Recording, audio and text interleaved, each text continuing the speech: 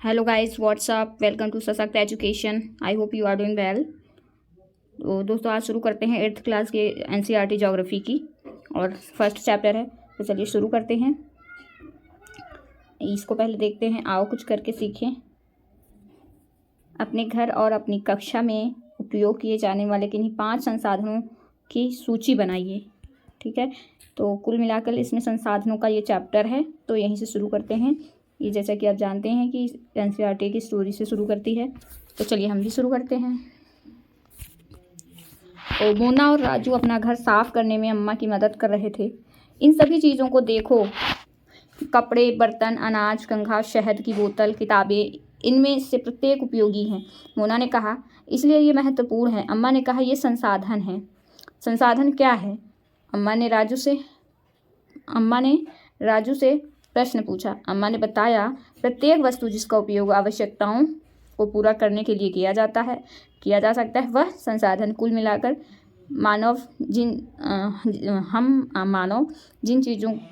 हम लोगों को जिस चीज़ की आवश्यकता पड़ती है और जिसको हम अपने संसाधन के रूप में उपयोग करते हैं, वही हमारे लिए संसाधन हो गए। ठीक है, हम मानव भी एक संसाधन हैं, मानव पूंजी जिसे बोलते हैं। ठीक है, अपने चारों ओर देखिए और निरीक्षण कीजिए। आप संसाधनों के विविध प्रकारों को पहचानने में सक्षम होंगे। ठीक है, आप सक्षम होंगे। आप प्यास लगने पर जो पीते हैं, आप अपने घर में जिस विद्युत का उपयोग करते हैं, स्कूल से घर पहुंचने के लिए उपयोग किया गया रिक्शा, पाठ्य पुस्तक जिसका उपयोग आप अध्ययन के लिए करते हैं, ये सभी संसाधन हैं। आपके पिता ने आपके लिए नाश्ता तैयार किया है, उन्होंने जिन ताज़ी सब्जियों का उपयोग किया है, वे हैं एक संसाधन। आगे बढ़ते हैं। जल, विद्युत, रिक्शा, सब्जियां, पाठ्य पुस्तक, सभी में कुछ एक ऐसा क्या है, उनमें से सभी वस्तुओं का उपयोग आपके द्वारा किया गया है, इसलिए वे उपयोगी हैं। एक वस्तु अथवा पदार्थ की उपयोगिता अथवा प्रयोज्यता उसे एक संसाधन बनाती है। राजू अब जानना चाहता था कि कोई भी वस्तु संसाधन कैसे बनती है। ठीक है, तो अम्मा ने बच्चों को बताया, वस्तुएं उस समय संसाधन बनती हैं जब उनका कोई मूल्य होता है। इसका प्रयोग अथवा उपयोगिता इसे मूल्य प्रदान करते हैं। सभी संसाधन मूल्यवान होते हैं। अम्मा ने कहा, मूल्य का अर्थ है महत्व होता है। ठीक है, मूल्य अथवा महत्व। जैसे घर में 2 बच्चे हैं और एक रोजगार है, एक बेरोजगार है और एक के पास सरकारी नौकरी है। ठीक है, तो इसका मूल्य ज़्यादा हो जाएगा और इसका ऑटोमेटिकली कम हो जाए। अगर दोनों पैसा कमा रहे हैं, एक का बिजनेस है, एक की जॉब है, तो दोनों का बहुत ज़्यादा मूल्य होगा। अगर एक बेरोजगार है तो एक का मूल्य नहीं होगा। सेम इसी तरह लड़कियों के साथ भी होता है। लड़कियों का कम मूल्य लोग आंकते हैं और लड़कों का ज़्यादा आंकते हैं। ठीक है, तो मूल्यवान होते हैं। अम्मा ने कहा, मूल्य का अर्थ महत्व होता है। कुछ संसाधनों का आर्थिक मूल्य होता है जबकि कुछ संसाधनों का आर्थिक मूल्य नहीं होता। उदाहरणार्थ, धातुओं का आर्थिक मूल्य होता है, लेकिन एक मनोरम भूदृश्य का आर्थिक मूल्य नहीं होता है। परंतु ये दोनों संसाधन महत्वपूर्ण हैं। फिर से इसको पढ़ते हैं, क्या दिया है। देखो, राजू अब जानना चाहता था कि कोई भी वस्तु संसाधन कैसे बनती है। अम्मा ने बच्चों को बताया, वस्तुएं उस समय संसाधन बनती हैं जब उनका कोई मूल्य होता है। ठीक है, इसका प्रयोग अथवा उपयोगिता इसे मूल्य प्रदान करते हैं। सभी संसाधन मूल्यवान होते हैं, अम्मा ने कहा। ठीक, मूल्य का अर्थ महत्व होता है। कुछ संसाधनों का आर्थिक मूल्य होता है जबकि कुछ संसाधनों का आर्थिक मूल्य नहीं होता। उदाहरणार्थ, धातुओं का आर्थिक मूल्य होता है, लेकिन एक मनोरम भूदृश्य का आर्थिक मूल्य नहीं होता। परंतु ये दोनों संसाधन महत्वपूर्ण हैं। मनुष्य की आवश्यकताओं को पूरा करते हैं। कुछ संसाधन समय के साथ आर्थिक रूप से मूल्यवान हो सकते हैं। आपकी दादी के घरेलू नुस्खों का आज कोई वाणिज्यिक मूल्य नहीं है, लेकिन यदि वे पेटेंट करने के उपरांत मेडिकल फर्म द्वारा बेचे जाते हैं, तब वे आर्थिक रूप से मूल्यवान हो सकते हैं। ठीक है, कभी कभी जो चीज़ें होती हैं, जैसे कि एक पहाड़ी भूमि है, ठीक है, एक पहाड़, नदियाँ और काफ़ी जंगल हैं, ठीक है, उसका आर्थिक, अगर वहाँ पे टूरिज़्म डेवलप नहीं किया गया, उसका सौंदर्यीकरण पे ध्यान नहीं दिया गया, वहाँ संसाधन उपलब्ध नहीं करवाए गए, तो उसका वाणिज्यिक मूल्य कोई नहीं है। और अगर एक जैसे गांव है, तो अगर वहाँ पे एक बहुत ही अच्छी सुंदर सी बहती तेज धाराओं वाली नदी है, पहाड़ हैं और आसपास काफ़ी जंगल हैं और बीच में एक मंदिर भी हो, ठीक है, लेकिन वहाँ पे उसका कोई मूल्य नहीं है, गांव वालों के लिए बस एक जंगल है, ठीक है, लेकिन उसी को अगर एक टूरिज़्म के पॉइंट ऑफ व्यू से उसको डेवलप किया जाए, वहाँ तक रोड अच्छी हो, वहाँ पे संसाधन मतलब गाड़ियाँ जाने के लिए मतलब रास्ते अच्छे हों, ठीक है, पगडंडी ना हो कि नहीं पैदल ही जाना है, और वहाँ पे कुछ स्टॉल लगी हों, दुकानें हों, जैसे शाम समय में कोई जाए और वहाँ पे मतलब उसको खाने पीने की वस्तुएं वहाँ पे उपलब्ध हों, 2 4 10 दुकानें हों, और आने जाने के लिए रिक्शा हो, और सौंदर्यीकरण के लिए जैसे बिजली पानी कुछ संसाधन हो और वॉशरूम भी वहाँ पे हो, तो उसका मूल्य बढ़ जाएगा। वहाँ पे लोग जब घूमने जाएंगे तो उससे अर्निंग हो जाएगी, वहाँ पे लोगों को रोज़गार भी मिलेगा, ठीक है। तो इस तरह से हम संसाधनों को इस तरह हम किसी भी चीज़ का मूल्य बढ़ा सकते हैं, ठीक है। एक इंसान अगर पढ़ा लिखा है और वो जॉब करने लग जाता है तो उसका मूल्य बढ़ जाता है। अगर यही पढ़ा लिखा इंसान बस कोई अर्निंग नहीं कर रहा है तो वो संसाधन कभी नहीं बन सकता, उसका मूल्य कभी नहीं बढ़ेगा। लोग कहते हैं ना, हमारे यहाँ पे एक स्टिग्मा भी है कि जो सरकारी जॉब में होगा उसका मूल्य ज़्यादा हो जाता है, ठीक है। उदाहरणार्थ धातुओं का आर्थिक मूल्य होता है, लेकिन एक मनोरम भूदृश्य का आर्थिक मूल्य नहीं होता है। मनोरम भूदृश्य का भी आर्थिक मूल्य होता है, लेकिन उसका मूल्य बनाना पड़ता है, ठीक। परंतु ये दोनों संसाधन महत्वपूर्ण हैं। ये जो मैंने आपको स्टोरी सुनाई, ये मेरे खुद का जो हमारा विलेज एरिया है, हमारे यहाँ जो हमारा विलेज है, अभी हम लोग वहाँ पे रहते नहीं हैं, वो बात अलग है, बट कभी कभी वहाँ पे जाना होता है तो ये जो मैंने स्टोरी बताई नदी, जंगल और मंदिर की, ये वहाँ पे है, लेकिन वहाँ पे टूरिज़्म डेवलप नहीं है, वहाँ पे संसाधन नहीं है, आने जाने के रास्ता तो है, लेकिन बहुत ही आउट एरिया है, अकेले आप नहीं जा सकते हो, ठीक है। तो आगे चलते हैं। परंतु ये दोनों संसाधन महत्वपूर्ण हैं, मनुष्य की आवश्यकताओं को पूरा करते हैं। कुछ संसाधन समय के साथ आर्थिक रूप से मूल्यवान हो सकते हैं। आपकी दादी की, हाँ इसको तो पढ़ चुके, आगे बढ़ते हैं। इसमें शब्दावलियाँ दी गई हैं, ठीक है। शब्दावली, प्रौद्योगिकी, किसी कौशल करने अथवा वस्तु बनाने में नवीनतम ज्ञान का अनुप्रयोग प्रौद्योगिकी कहलाता है, ठीक है। क्रियाकलाप, अम्मा की सूची से उन संसाधनों पर गोला बनाइए जिनका अभी वाणिज्यिक मूल्य नहीं है। अम्मा की सूची: सूती वस्त्र, लौह अयस्क, बुद्धि, औषधीय पौधे, चिकित्सा ज्ञान, कोयला निक्षेप, मनोरम दृश्य, कृषि भूमि, शुद्ध पर्यावरण, ठीक है। लोकगीत, सुहावना मौसम, संसाधन परिपूर्णता, एक अच्छी संगीत ध्वनि, दादी माँ के घरेलू नुस्खे, मित्रों एवं परिवारों से स्नेह। इसका जाहिर तौर पर कोई संसाधन, इनका मूल्य नहीं है औद्योगिक रूप से, लेकिन सबसे ज़्यादा महत्वपूर्ण यही होते हैं, ठीक है।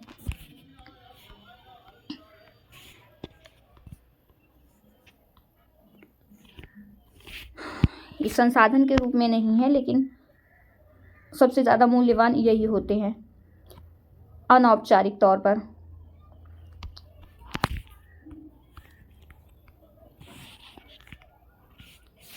जैसे आज ग्लोबल वार्मिंग बढ़ रहा है, तो पर्यावरण वैसे वाणिज्यिक मूल्य इसका नहीं है, लेकिन मानवीय तौर पर जीव जंतुओं के पॉइंट ऑफ व्यू से, उनके दृष्टिकोण से तो पर्यावरण ही सबसे ज़्यादा इम्पोर्टेंट है। अगर पर्यावरण शुद्ध होगा तो हम जीवित रहेंगे, हमारे जीव जंतु और हम मानव खुद भी जीवित होंगे। समय और प्रौद्योगिकी दो महत्वपूर्ण कारक हैं जो पदार्थों को, समय और प्रौद्योगिकी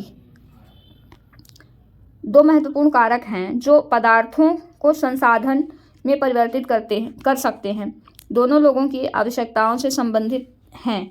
लोग स्वयं ही सबसे महत्वपूर्ण संसाधन हैं। ये लोगों के विचार, ज्ञान, आविष्कार और खोज ही हैं जो और अधिक संसाधन की रचना करते हैं। प्रत्येक खोज अथवा आविष्कार से बहुत से अन्य खोज एवं आविष्कार होते हैं। आग की खोज से खाना पकाने की पद्धति एक एवं अन्य प्रक्रियाओं का प्रचलन हुआ, जबकि पहिए के आविष्कार से अंततः परिवहन की नवीनतम विधियों का विकास हुआ। जल विद्युत बनाने की प्रौद्योगिकी ने तेजी से बहते जल से ऊर्जा उत्पन्न करके उसे एक महत्वपूर्ण संसाधन बना दिया। ठीक है, तो जल हमारे लिए संसाधन बन गया बिजली उत्पादन के लिए। और जल तो वैसे भी उपयोगी है ही है, मानव जीवन, पशु पक्षियों सभी के लिए जल इम्पोर्टेंट है। लेकिन जल से बिजली उत्पन्न करना एक संसाधन हो गया हमारे लिए, और एक प्रौद्योगिकी भी संसाधन। इसकी वजह से हम जल विद्युत का निर्माण कर पाते हैं। ये देखो, एक बहुत महत्वपूर्ण संसाधन, इसलिए मैं भी एक संसाधन हूँ, बिल्कुल हूँ। माँ और बच्चा एक दूसरे का संसाधन ही है। बचपन में माँ बच्चे को पालती है, और बुढ़ापे जब माँ बुजुर्ग हो जाती है तो बच्चा उसको पालता है। दोनों एक दूसरे के लिए संसाधन हैं। संसाधनों के प्रकार। सामान्यतः संसाधनों को प्राकृतिक, मानव निर्मित और मानव में वर्गीकृत किया गया है। क्या क्या है देखते हैं। प्राकृतिक संसाधन, जो संसाधन प्रकृति से प्राप्त होते हैं और अधिक संशोधन के बिना उपयोग में लाए जाते हैं, प्राकृतिक संसाधन कहलाते हैं। वायु, जिसमें हम सांस लेते हैं, हमारी नदियों और झीलों का जल, मृदा और खनिज सभी प्राकृतिक संसाधन हैं। इन संसाधनों में से बहुत से प्रकृति के निःशुल्क उपहार हैं और सीधे ही उपयोग में लाए जा सकते हैं। कुछ परिस्थितियों में प्राकृतिक संसाधन का सबसे अच्छी तरह उपयोग करने के लिए औजारों को प्रौद्योगिकी की आवश्यकता हो सकती है। विभिन्न समूहों में प्राकृतिक संसाधनों का वर्गीकरण उनके विकास एवं प्रयोग के स्तर, उद्गम, भंडार एवं वितरण के अनुसार किया जाता है। विकास और उपयोग के आधार पर संसाधनों को दो वर्गों में रखा जा सकता है: वास्तविक संसाधन और संभाव्य संसाधन। वास्तविक संसाधन वे संसाधन होते हैं जिनकी मात्रा ज्ञात होती है। इन संसाधनों का इस समय उपयोग किया जा सकता है। विभिन्न समूहों प्राकृतिक संसाधनों का वर्गीकरण उनके विकास एवं उपयोग के स्तर, उद्गम, भंडार एवं वितरण के अनुसार किया जाता है। विकास और उपयोग के आधार पर संसाधनों को दो वर्गों में रखा जा सकता है: वास्तविक संसाधन और संभाव्य संसाधन। वास्तविक संसाधन वे संसाधन होते हैं जिनकी मात्रा ज्ञात होती है। इन संसाधनों का इस समय उपयोग किया जा रहा है। जर्मनी के रूर प्रदेश में कोयले, पश्चिम एशिया में खनिज तेल, महाराष्ट्र में दक्कन पठार की काली मिट्टी के भरपूर निक्षेप भी वास्तविक संसाधन हैं। संभाव्य संसाधन वे संसाधन हैं जिनकी संपूर्ण मात्रा ज्ञात नहीं हो सकती है। इस समय इनका प्रयोग नहीं किया जा रहा है। इन संसाधनों का उपयोग भविष्य में किया जा सकता है। इस समय जो हमारा प्रौद्योगिकी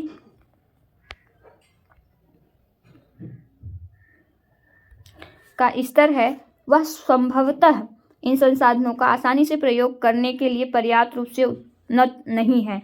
लद्दाख में पाया गया यूरेनियम संभाव्य संसाधन का एक उदाहरण है जिसका उपयोग भविष्य में किया जा सकता है। 200 वर्ष पूर्व तीव्र गति वाली पवनें एवं संभाव्य संसाधन थी, किंतु आज वे वास्तविक संसाधन हैं। जैसे कि नीदरलैंड के पवन फार्मों में पवन चक्की के प्रयोग से ऊर्जा उत्पन्न की जाती है। इस प्रकार के पवन फार्म तमिलनाडु के नगर कोइल और गुजरात के तट पर देखे जा सकते हैं।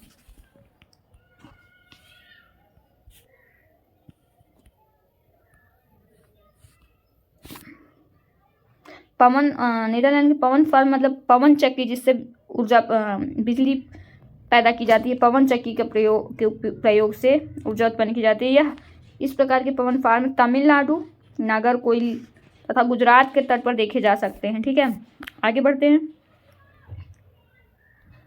उत्पत्ति के आधार पर संसाधनों को अजैव और जैव संसाधनों में बांटा जा सकता है। अजैव संसाधन निर्जीव वस्तुएं होती हैं, जबकि जैव संसाधन सजीव होते हैं। मृदा, चट्टानें और खनिज अजैव संसाधन हैं, परंतु पौधे और जंतु जैव संसाधन हैं। प्राकृतिक संसाधनों को विस्तृत रूप से नवीकरणीय और अनवीकरणीय संसाधनों में विभाजित किया जा सकता है। नवीकरणीय संसाधन, प्राकृतिक संसाधनों को नवीकरणीय और अनवीकरणीय संसाधनों में विभाजित किया जा सकता है। नवीकरणीय संसाधन वे संसाधन हैं जो शीघ्रता से नवीकृत अथवा पुनः पूरित हो जाते हैं। इनमें से कुछ असीमित हैं और उन पर मानवीय क्रियाओं का प्रभाव नहीं होता, जैसे सौर और पवन ऊर्जा। लेकिन फिर भी कुछ नवीकरणीय संसाधनों जैसे जल, मृदा और वन का लापरवाही से किया गया उपयोग उनके भंडारण को प्रभावित कर सकता है। जल असीमित नवीकरणीय संसाधन प्रतीत होता है, फिर भी जल की कमी और प्राकृतिक जल स्रोतों का सूखना अब विश्व के बहुत से भागों में एक बड़ी समस्या है। धीरे धीरे आज विश्व के बहुत से भागों में बड़ी समस्या है। कहा जाता है आने वाले समय में वाटर के लिए युद्ध हो सकता है। ठीक है, इसको फिर से पढ़िए। नवीकरणीय संसाधन वे संसाधन हैं जो शीघ्रता से नवीकृत अथवा पुनः पूरित हो जाते हैं। इनमें कुछ असीमित हैं और उन पर मानवीय क्रियाओं का प्रभाव नहीं होता, जैसे सौर और पवन ऊर्जा। ठीक है, ये नवीकरणीय है, ये निरंतर रहेंगे। ये मतलब एक यही दो ऊर्जाएं हैं जो अनवीकरणीय, जो कभी ख़त्म नहीं हो सकती हैं। ठीक है, एक सौर ऊर्जा और एक पवन ऊर्जा। लेकिन फिर भी कुछ नवीकरणीय संसाधनों जैसे जल, मृदा, वन का लापरवाही से किया गया उपयोग उनके भंडार को प्रभावित करता है। जैसे कि आज जितने उच्च लेवल पर विकास हो रहा है, बिल्डिंग्स बन रही हैं, सड़कें बन रही हैं, रोड, रेलवे निकल रही है। ठीक है, तो इसके चलते वनों को काटा जा रहा है। ठीक है, और बहुत ज़्यादा कृषि क्षेत्रों में बहुत ज़्यादा उर्वरकों का उपयोग किया जा रहा है, जिससे मृदा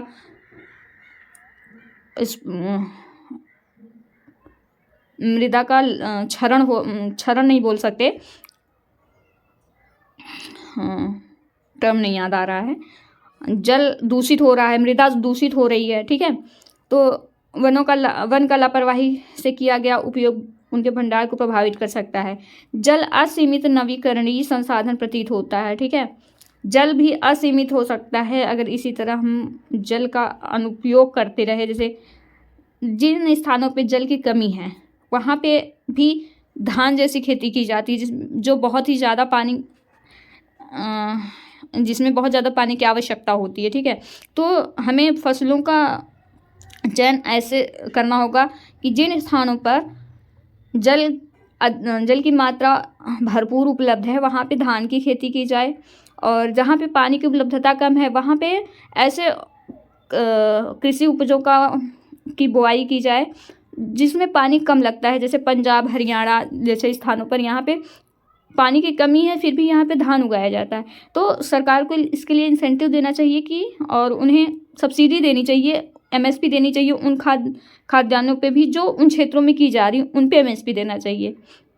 तो उससे वो इनकरेज होंगे उस फसल को उगाने के लिए। वरना वो अगर धान पे ही आप MSP देते रहोगे तो वो धान ही उगाएंगे, भले ही वहाँ पानी की उपलब्धता कम क्यों ना वहाँ पे पीने के पानी के लिए तरसना पड़े, लेकिन फिर भी वो धान ही उगाएंगे। ठीक है, तो इस तरह से हम जल को संरक्षित कर सकते हैं। कम से कम हम पीने के पानी के लिए तो ऐसा नहीं है कि वो भी हमें खरीदना पड़ जाए या फिर उपलब्ध ही ना हो, अगर इस तरह से हम जल का उपयोग करेंगे। असीमित नवीकरणीय जल संसाधन प्रतीत होता है। फिर भी जल की कमी और प्राकृतिक जल स्रोतों का सूखना आज विश्व के बहुत से भागों में एक बड़ी समस्या है, और जो हमारे ग्लेशियर्स हैं वो भी पिघल रहे हैं ग्लोबल वार्मिंग के कारण। अनवीकरणीय संसाधन वे संसाधन हैं जिनका भंडार सीमित है। भंडार के एक बार समाप्त होने के बाद उनके नवीकृत अथवा पुनः पूरित होने में हजारों वर्ष लग सकते हैं। यह अवधि मानव जीवन की अवधि से बहुत अधिक है। इस प्रकार के संसाधन अनवीकरणीय कहलाते हैं। कोयला, पेट्रोलियम तथा प्राकृतिक गैस इसके कुछ उदाहरण हैं। ठीक है, ये सीमित मात्रा में हमारे पास हैं, जो कि कुछ समय के बाद ये खत्म हो जाएंगे। ठीक है, प्राकृतिक गैस इसके कुछ उदाहरण हो गया। संसाधन के वितरण के आधार पर वे सर्वव्यापक अथवा स्थानिक हो सकते हैं। जो संसाधन सभी जगह पाए जाते हैं, जैसे वायु जिसमें हम सांस लेते हैं, सर्वव्यापक है। लेकिन वे संसाधन जो कुछ निश्चित स्थानों पर ही पाए जाते हैं, स्थानिक कहलाते हैं, जैसे तांबा और लौह अयस्क। प्राकृतिक संसाधनों का वितरण भूभाग, जलवायु, ऊंचाई जैसे अनेक भौतिक कारकों पर निर्भर करता है।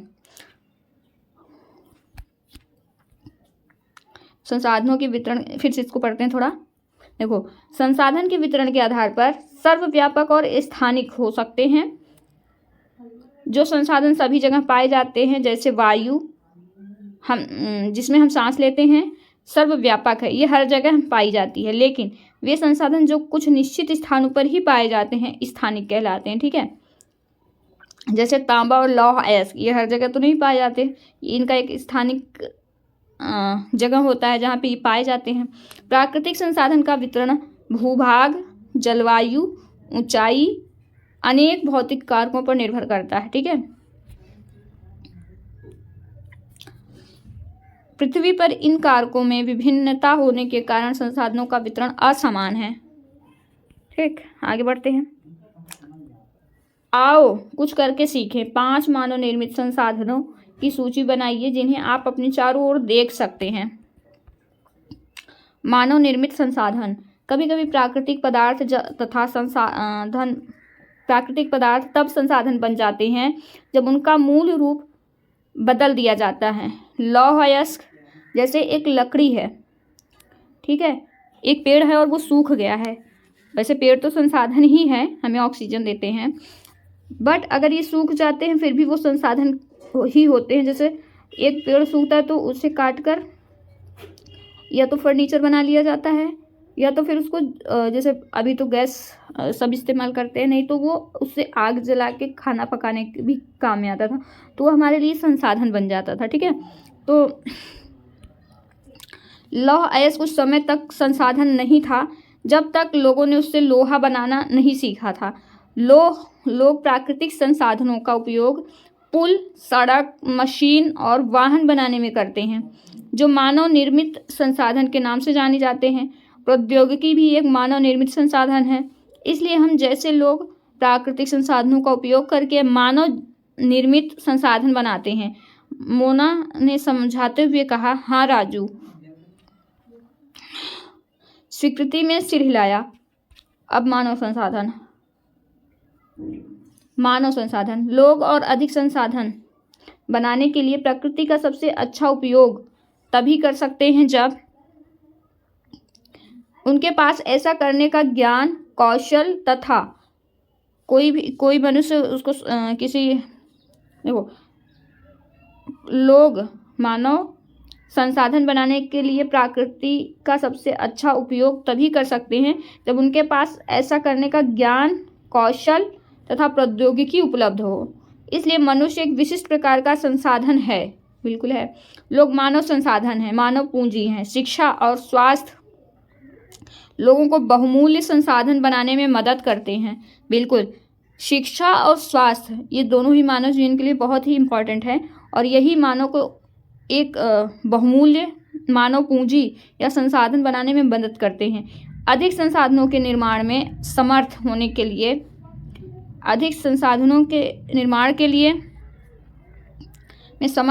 लोगों के कौशल में सुधार करना मानव संसाधन विकास कहलाता है।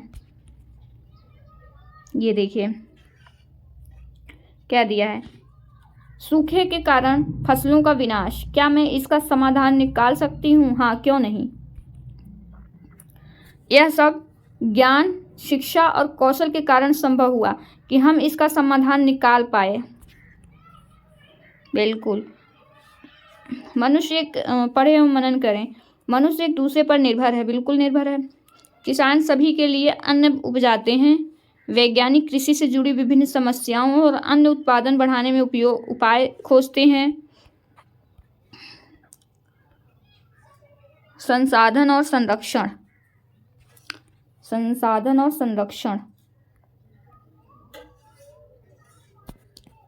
मोना ने एक बुरा स्वप्न देखा। उसने देखा कि पृथ्वी पर सारा जल सूख गया है और सारे पेड़ कट गए हैं।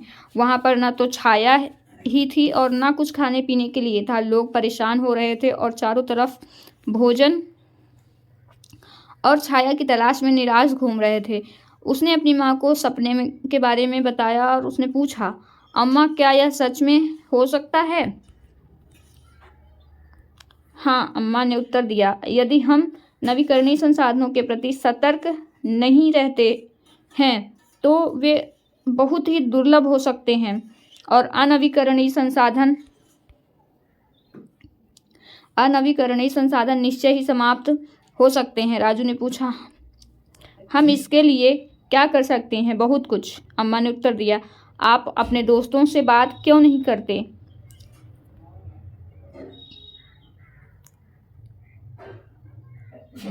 संसाधनों का सतर्कतापूर्वक उपयोग करना और उन्हें नवीकरण के लिए समय देना संसाधन संरक्षण कहलाता है। फिर से इसको पढ़िए, क्या है ये? संसाधनों का सतर्कतापूर्वक उपयोग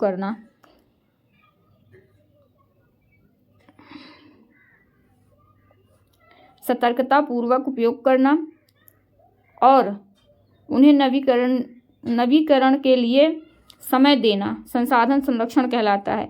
संसाधनों का उपयोग करने की आवश्यकता और भविष्य के लिए उनके संरक्षण में संतुलन बनाए रखना सतत पोषणी विकास कहलाता है। सतत पोषणी विकास, देखो, संसाधनों का उपयोग करने की आवश्यकता और भविष्य के लिए उनके संरक्षण में संतुलन बनाए रखना सतत विकास या सतत पोषणी विकास कहलाता है, जिसे हम सस्टेनेबल डेवलपमेंट गोल्स से जोड़ के देखते हैं। संसाधनों के संरक्षण के अनेक तरीके हैं। प्रत्येक व्यक्ति उपभोग को कम करके वस्तुओं के पुनः चक्रण और पुनः उपयोग द्वारा योगदान दे सकता है।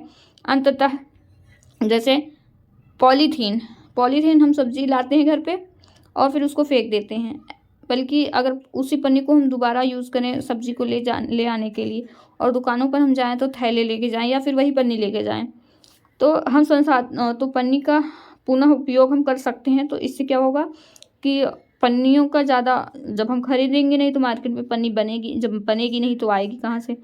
तो इस तरह हम पन्नी की यूज़ को कम कर सकते हैं। ये हम अपने स्तर पर कर ही सकते हैं, हर इंसान अपने स्तर पर कर सकता है, अगर करने की इच्छा हो, करना चाहे तो। ठीक है, अंततः यह एक विभिन्नता बनाता है क्योंकि सभी जीवन एक दूसरे से जुड़े हैं। ठीक है, उस शाम बच्चों और उनके मित्रों ने पुराने समाचार पत्रों, व्यर्थ वस्त्रों तथा बांस की डंडियों से लिफाफे और खरीदारी के लिए थैले बनाए। किससे बनाए? समाचार पत्रों, व्यर्थ वस्त्रों तथा बांस के डंडियों से लिफाफे और खरीदारी के लिए थैले बनाए। मोना ने कहा, हम इन वस्तुओं में से कुछ वस्तुएं उन परिवारों को देंगे जिन्हें हम जानते हैं। मुस्तफ़ा ने कहा, अपने संसाधनों को बचाना, अपनी पृथ्वी को सजीव रखना, यह एक बहुत अच्छा कार्य है। बिल्कुल है, और संसाधनों का पुनर्चक्रण करना चाहिए, पुनः उपयोग भी करना चाहिए। अपने संसाधनों को बचाना और अपनी पृथ्वी को सजीव रखना यह एक बहुत अच्छा कार्य है। जस्सी ने कहा, मैं बहुत ही सतर्क रहूंगी कि कागज व्यर्थ ना हो। उसने स्पष्ट किया, कागज बनाने के लिए बहुत से पेड़ों को काट दिया जाता है। मैं ध्यान रखूंगा कि मेरे घर में विद्युत व्यर्थ ना हो। मुस्तफ़ा ने जोर से कहा, विद्युत जल कोयले से मिलती है।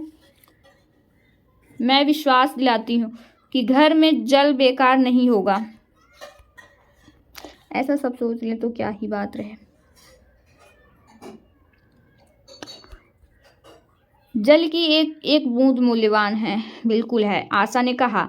बच्चों ने कहा, हाँ, हम सब मिलकर अंतर ला सकते हैं। यह कुछ कार्य मोना, राजू, उनके मित्रों ने किए हैं। आपका क्या विचार है? आप संसाधन संरक्षण में कैसे मदद करने जा रहे हैं? हमारी पृथ्वी और इस पर निवास करने वाले लोगों का भविष्य पेड़ पौधों और पारितंत्र की सुरक्षा और संरक्षण से जुड़ा है। अब यह सुनिश्चित करना हमारा कर्तव्य हो जाता है कि सभी नवीकरणीय संसाधनों के उपयोग सतत पोषणीय है। पृथ्वी पर जीवन की विविधता संरक्षित की जाए। प्राकृतिक पर्यावरणीय तंत्र की हानि को हम कम से कम किया जाए।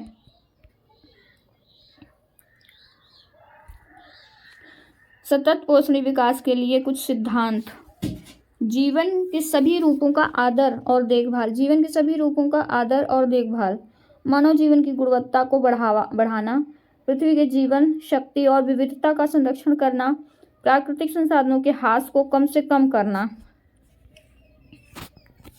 पर्यावरण के प्रति व्यक्तिगत व्यवहार और अभ्यास में परिवर्तन। समुदायों को अपने पर्यावरण की देखभाल करने योग्य बनाना। तो दोस्तों, ये चैप्टर यहीं पे समाप्त होता है। ये है क्वेश्चंस। आप इनके उत्तर अपने कॉपी पर लिख सकते हैं या कमेंट में भी लिख सकते हैं। पृथ्वी पर संसाधन असमान रूप से क्यों वितरित हैं? संसाधन संरक्षण क्या है? मानव संसाधन महत्वपूर्ण क्यों है? सतत पोषणीय विकास क्या है? ठीक है, ये ऑब्जेक्टिव क्वेश्चन है। कम से कम इनके क्वेश्चन तो आप कमेंट में दे ही सकते हैं। निम्नलिखित में से कौन संसाधन को निर्धारित नहीं करता? उपयोगिता, मूल्य और मात्रा। वो है मात्रा। ठीक है, क्या दिया था क्वेश्चन? निम्नलिखित में कौन संसाधन को निर्धारित नहीं करता? मात्रा। निम्नलिखित में से कौन सा मानव निर्मित संसाधन है? कैंसर उपचार की औषधियाँ, झरने का जल, उष्णकटिबंधीय वन। तो ये है मानव कैंसर उपचार की औषधियाँ। ठीक है, उसके बाद ये क्या है? कथन पूरा कीजिए। जैव संसाधन होते हैं जीव जंतुओं से व्युत्पन्न, मनुष्यों द्वारा निर्मित निर्जीव वस्तुओं से व्युत्पन्न। जैव संसाधन जीव जंतुओं से व्युत्पन्न होते हैं। ठीक है, तो निम्नलिखित में अंतर स्पष्ट कीजिए। संभाव्य और वास्तविक संसाधन, सर्वव्यापक और स्थानिक संसाधन। ये आपने अभी ऊपर पढ़ा, आप इसके भी आंसर दे सकते हैं। तो प्लीज़ दोस्तों, लाइक करिएगा, चैनल को सब्सक्राइब करिएगा, शेयर करिएगा ताकि मैं और मोटिवेट हो सकूं। और प्लीज़ शेयर करिए और लाइक भी कर दिया करिए। तो चलिए, चैप्टर को यहीं समाप्त करते हैं।